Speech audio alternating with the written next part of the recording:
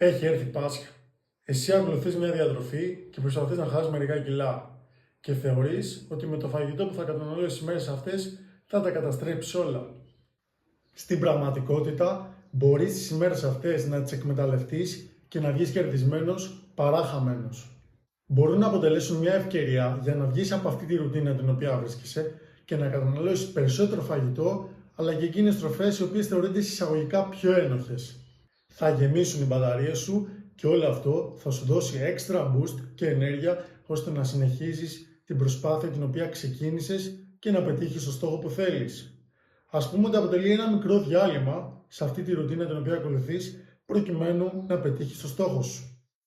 Είναι πάρα πολύ σημαντικό να διατηρούμε ισορροπίες τόσο ώστε να απολαμβάνουμε τη ζωή μας όσο ώστε και να πετυχαίνουμε τους στόχους που θέτουμε καθημερινά.